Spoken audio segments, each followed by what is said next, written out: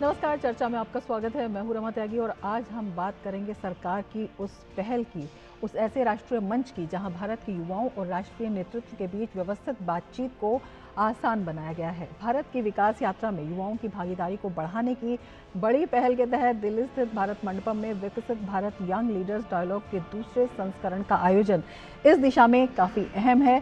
विकसित Bharat young leaders dialogue की शुरुआत वर्ष 2025 में प्रधानमंत्री के आह्वान से हुई थी। इस पहल का उद्देश्य राजनीति से परे युवाओं को नेतृत्व और नीति निर्माण से जोड़ना है। अब अपने दूसरे संस्करण तक पहुंच चुका ये डायलॉग 50 लाख से अधिक युवाओं की भागीदारी का मंच बन चुका है, जहां से चुने गए युवा विकसित भारत एट 2047 के लिए व्यवहारिक और लागू किए जा सकने वाले सुझाव सामने रख रहे हैं। देश की विकास यात्रा में युवाओं की भागीदारी कैसे की जा रही है सुनिश्चित, इसी पर हम आज करेंगे चर्चा। मैं हूं रमा त्यागी, मेरे साथ जुड़ेंगे खास मेहमान भी।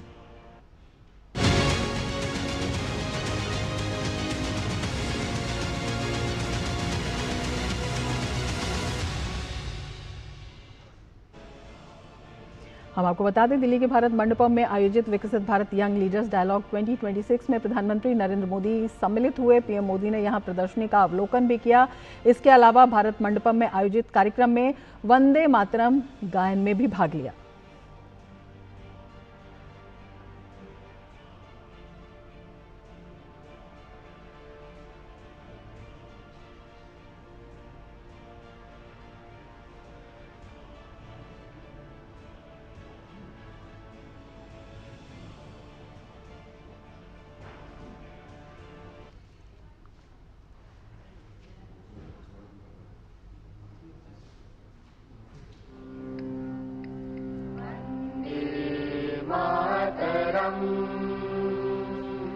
वंदे मातरम सुजला सुफला मलयज शीतला शस्य श्यामला मातरम वंदे मातरम शुभ्रज्योत्स्ना पुलकितयामिनी पुल्लकुसुमित द्रुमदल शोभिनी सुहासिनी सुमधुर भाषिणी सुखदां वरदा मातरम वंदे मातरम वंदे मातरम कोटि कोटि कंठ कल कल निनाद कराले कोटि कोटि भुजय मृग कर करवाले अबला के नुमाए तो बोले बाहुबल धारिणी नमामि तारिणी त्रिपुदल वारिणी मातरम वंदे मातरम वंदे मातरम। और अब आपको दिखाते हैं क्या कुछ कहा इस कार्यक्रम की शुरुआत यानी पहले दिन केंद्रीय मंत्री मनसुख मांडविया ने।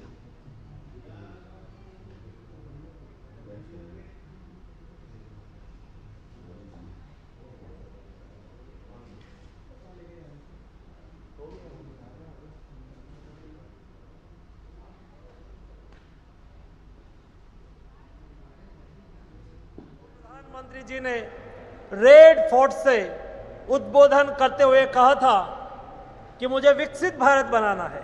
हम 140 करोड़ की जनता एक साथ में विकसित भारत के लिए 5 प्रण 5 संकल्प करेंगे। और मोदी जी ने यह भी कहा कि हमें विकसित भारत तो बनाना है, लेकिन मेरे देश के युवाओं को विकसित भारत के लीडर बनाना है। देश में 1 लाख ऐसे लीडर बनाना है जो सार्वजनिक जीवन में जिसके बैकग्राउंड में कोई फैमिली पॉलिटिक्स ना हो,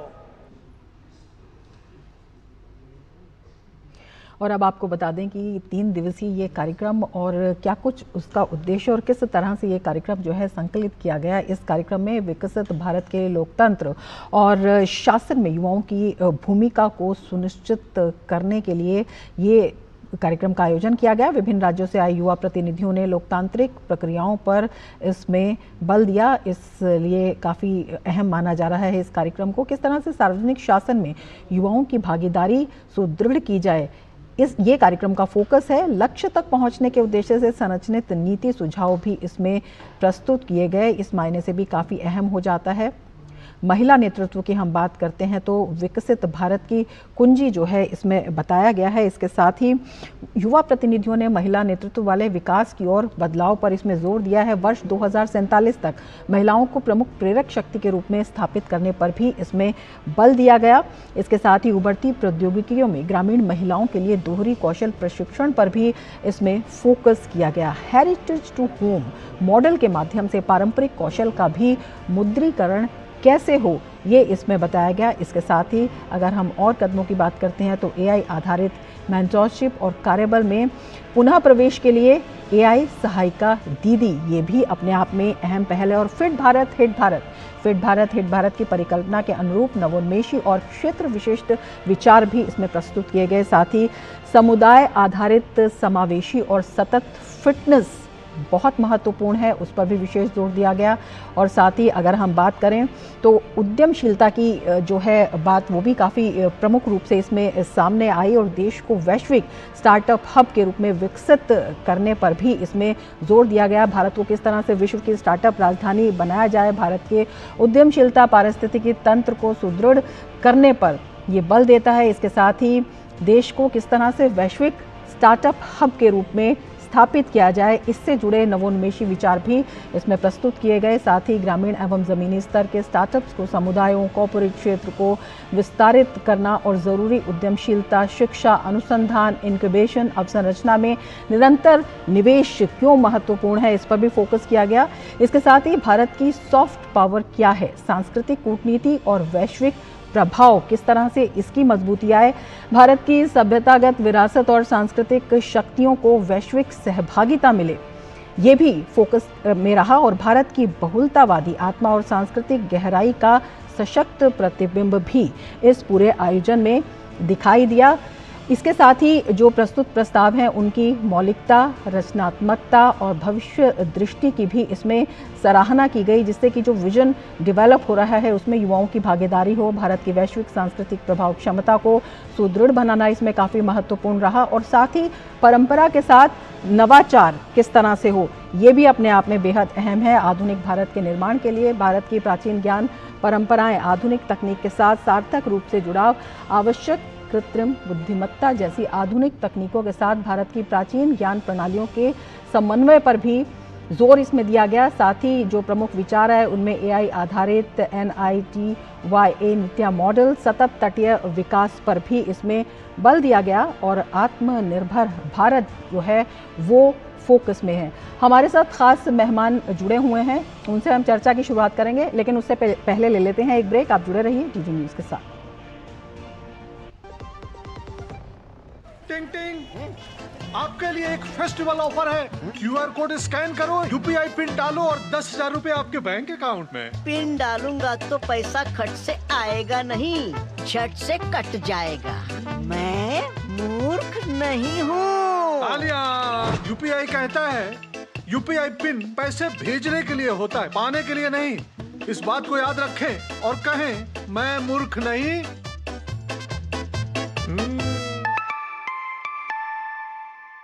जाइए, आप भी किसी का टेस्ट लीजिए। मेरी पसंद, मेरी पसंद, मेरी पसंद, मेरी पसंद,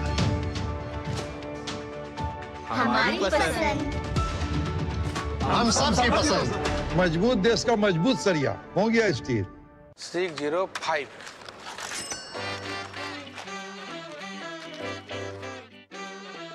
बदलो बदलो, आदत बदलो।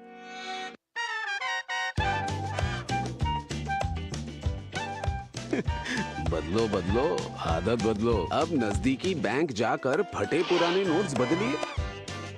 अगर बैंक मना करे तो आरबीआई के ओम्बुड्समैन से शिकायत करें।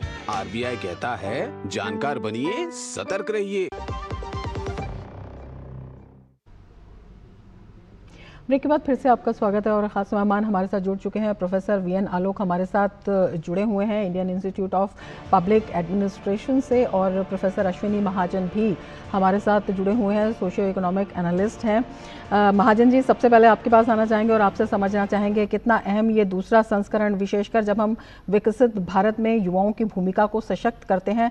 50 लाख से ज़्यादा युवा इस संस्करण में देश के कोने कोने से शामिल हुए। देखिए, आज हम सब लोग जान रहे हैं कि भारत एक युवा देश है और विकास में उनकी भागीदारी सुनिश्चित करने के लिए ये जरूरी है कि उनको नेतृत्व प्रदान किया जाए। और इस प्रकार से युवा ज्ञान ग्राम सभा में उनकी भागीदारी जो है वो एक महत्वपूर्ण कदम है, ऐसा मैं समझता हूँ। वीएन आलोक जी, आपसे समझना चाहेंगे, जब हम बात करते हैं विकसित भारत के लिए लोकतंत्र में और शासन में युवाओं की भूमिका, उसको देखते हुए कितना ये अहम हो जाता है जिस तरह से युवा जो है देश के कोने कोने से इसमें शामिल हुए हैं, न केवल शामिल हो रहे हैं बल्कि इस संवाद कार्यक्रम के लिए बेहद उत्साहित भी हैं। देश के शीर्ष नेतृत्व से उनकी बातचीत जो है मुख्य आकर्षण है। शर्मा जी, ये जो कार्यक्रम किया बहुत ही स्वागत योग्य है। जब विकसित भारत 2047 की हम परिकल्पना करते हैं तो आज की जो युवा पीढ़ी है, जो आजकल के जो 6वीं 7वीं क्लास में जो बच्चे हैं, वो उस वक्त में लीडर होंगे। अब समस्या आपको ये आती है, अगर वो नेतृत्व की क्षमता उनमें नहीं होगी तो वो एक तरीके से रिस्पॉन्सिबिलिटी बन जाएंगे देश के लिए। तो इतना बहुत जरूरी है कि उनको देश के बारे में अवगत कराया जाए। 2 चीजें हैं, एक है ओनरशिप और दूसरी है वॉइस। तो अगर आप वॉइस नहीं सुनेंगे तो कल के दिन वो नॉइस बन जाएगी। उनकी देश के प्रति, समाज के प्रति उनकी एक तरीके से जो ट्रस्ट है, ट्रस्ट खत्म हो जाएगा। तो ट्रस्ट बनाने के लिए और उनकी भागीदारी सुनिश्चित करने के लिए आने वाले वक्त में बड़ा जरूरी है कि वो अपने गांव से जुड़ें, अपने स्थानीय समस्याओं को समझें और बजाय ये सोचने के कि हम कुछ पढ़ करके विदेश में जाएं, अपने देश में कार्य करने की कोशिश करें। तो इसके लिए बहुत ही अच्छी ये शुरुआत की गई है और बड़ा अच्छा है। देखिए, पहले हमने ग्राम सभाएं आयोजित की थी, उसमें जरूरत थी कि महिला सभाओं का आयोजन किया जाए, उसमें जरूरत थी बाल सभाओं का आयोजन किया जाए। तो ज्यादातर देखा गया था कि ग्राम सभाओं की मीटिंग में थोड़ी भागीदारी कम होती थी। अब चूंकि आप युवाओं को और महिलाओं को इसमें बुला रहे हैं तो उनका क्या है, वो उनका इंटरेस्ट बन रहा है इसमें, और अभी जब उनका इंटरेस्ट बनेगा तो आगे जाकर के ये आपकी कैपिटल बनेगी। तो बहुत ही स्वागत योग्य ये इनिशिएटिव है। बिल्कुल, चर्चा हम जारी रखेंगे, कुछ और बिंदुओं पर भी बात करेंगे, लेकिन उससे पहले वक्त है एक ब्रेक का। जुड़े रहिए डीडी न्यूज के साथ। टिंग टिंग, आपके लिए एक फेस्टिवल ऑफर है। QR कोड स्कैन करो, UPI पिन डालो और 10,000 रुपए आपके बैंक अकाउंट में। पिन डालूंगा तो पैसा खट से आएगा नहीं, झट से कट जाएगा। मैं मूर्ख नहीं हूँ। आलिया, UPI कहता है UPI पिन पैसे भेजने के लिए होता है, पाने के लिए नहीं। इस बात को याद रखें और कहें मैं मूर्ख नहीं।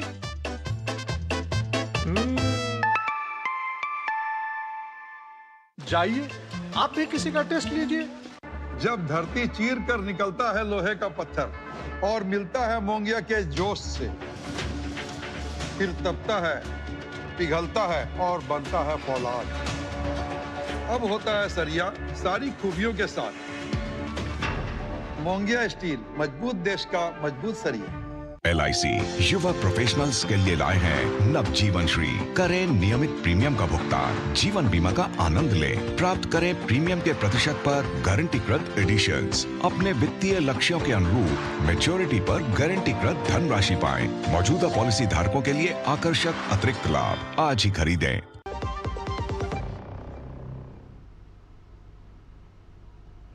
ब्रेक के बाद फिर से आपका स्वागत है। दो खास मेहमान हमारे साथ जुड़े हुए हैं। प्रोफेसर अश्विनी महाजन, आपके पास आना चाहेंगे, आपसे समझना चाहेंगे, जब हम बता रहे हैं उद्यमशीलता का हब देश को बनाना और उसमें युवाओं की भूमिका, तो कितना एक जिसे कहते हैं कि इकोसिस्टम जो है वो विकसित किया जा रहा है युवाओं के लिए, चाहे स्टार्टअप्स की बात हो, चाहे अन्य क्षेत्रों की बात हो, चाहे AI की बात हो, या नवाचारों के साथ जो पारंपरिक उद्यम है उसमें नवाचारों में युवाओं को लाने की बात हो। देखिए, इतिहास में बहुत कम समय ऐसा मिलता है जिसमें युवा शक्ति जो है देश के पास होती है ज़्यादा, और हर राष्ट्र के जीवन में एक ही बार ही आता है। इसके लिए जरूरी है कि आज जब भारत 2047 तक विकसित राष्ट्र बनने का संकल्प लिए हुए है, तो ऐसे में युवाओं की भागीदारी हर क्षेत्र में, चाहे वो उद्यमिता का क्षेत्र है या चाहे नेतृत्व का क्षेत्र है, हर क्षेत्र में युवाओं की भागीदारी हो। हमने देखा कि युवाओं को हमने थोड़ा सा एक इंसेंटिव दिया तो मात्र 350 स्टार्टअप से आज लगभग 1,60,000 से ज़्यादा स्टार्टअप्स हो गए। उनमें से कितने यूनिकॉर्न्स हो गए, और देश के विकास में उनकी भागीदारी, उनके आइडियाज़ के कारण हम जान रहे हैं कि युवाओं में बहुत नए नए आइडियाज़ निकलते हैं, उनको उड़ान देने की आवश्यकता होती है। और यह जो अभी वर्तमान में जो सम्मेलन हुआ है, और इसके माध्यम से कैसे युवाओं को हम साथ में ले जा सकते हैं और उनको कंस्ट्रक्टिव काम में लगा सकते हैं। हम देख रहे हैं कि दुनिया में, हमने आसपास के देशों में, क्योंकि युवा जो है उनको ठीक दृष्टि नहीं मिली, और जैन जी के नाम से क्या क्या वहाँ पर हुआ, इसी युवा को यदि हम प्रोडक्टिव कामों में, उत्पादक कामों में, नेतृत्व के काम में एक जिम्मेदारी सौंपेंगे, तो स्वाभाविक तौर पर मेरा ये अपना अनुभव रहा है कि जब जब हमने जिसको नेतृत्व दिया, जिम्मेदारी दी, उसने उस जिम्मेदारी को पूर्ण किया। हम अपने संगठनों में इस प्रकार से करते हैं। उसी प्रकार से मुझे लगता है कि ये बहुत दूरदर्शी कार्यक्रम है जिसमें हम युवाओं को एक नेतृत्व प्रदान कर रहे हैं, उनके लिए अवसर दे रहे हैं, और ये एक प्रकार से गेम चेंजर हो सकता है हमारे। जी VN आलोक जी, आपसे ये समझना चाहेंगे किस तरह से ये गेम चेंजर साबित होगा, क्योंकि जो यंग लीडर्स है, केवल युवा यंग लीडर्स ही नहीं बन रहे हैं, बल्कि विभिन्न क्षेत्र के जो चैंपियन हैं उनसे भी बातचीत कर रहे हैं, उनका अनुभवों का भी उनको फायदा मिल रहा है। कितना हौसला बुलंद होता है, और किस तरह से जो चिंताएं हैं, जो समस्याएं हैं, ये जो प्रश्न हैं उनके विशिष्ट क्षेत्रों में उसका समाधान मिलता है। जी, मैं पूरी तरह जो अश्विनी जी ने कहा, प्रोफेसर साहब ने, कि उद्यमशीलता में युवाओं को आगे आना होगा, स्टार्टअप में वो काफी आगे हैं। देखिए, अगर किसी एक पीढ़ी को आप दरकिनार करके रखें और उनकी भागीदारी में उनकी कोई हिस्सा ना हो, तो उनके अंदर एक क्या होता है कि एक ट्रस्ट जो होता है, वो ट्रस्ट खत्म होना शुरू हो जाता है। तो अगर युवा पीढ़ी को आप अभी से शामिल करेंगे कि देश का विकास कैसे होना है, तो वो बिल्कुल बिगनिंग में, शुरुआत में ही आपके साथ हो जाते हैं। आपके जो योजनाएं बनती हैं उनकी भी कोई भागीदारी होती है, उनकी सोच उसमें आती है। और देखिए, आज के समय में जो जरूरत है, जो समय बदल रहा है, उसमें जरूरत इस बात की हम युवा पीढ़ी से सीखें। आज के समय में जरूरी ये है कि आप बच्चे के साथ बैठ करके बच्चे से सीखें। अगर आपकी एक्सेप्टेबिलिटी युवा पीढ़ी के सामने नहीं है, इसका मतलब आपकी सोच में कुछ गलती है। तो बहुत ज्यादा जरूरी है कि आप देखिए, हमारी जो पुरानी पीढ़ी थी, तो वो पीढ़ी हमारी आगे की पीढ़ी बन जाएगी। पता नहीं 2047 तक हम रहे ना रहे। जो उस वक्त में सरकारी जॉब की तरफ आदमी की रुझान हुआ करता था, आज के समय में युवा लोग जो है वो स्टार्टअप की तरफ जा रहे हैं, अपना बिजनेस बढ़ाने की कोशिश कर रहे हैं, बजाय किसी का एम्प्लॉय होने के वो एम्प्लॉयर बनना चाहते हैं।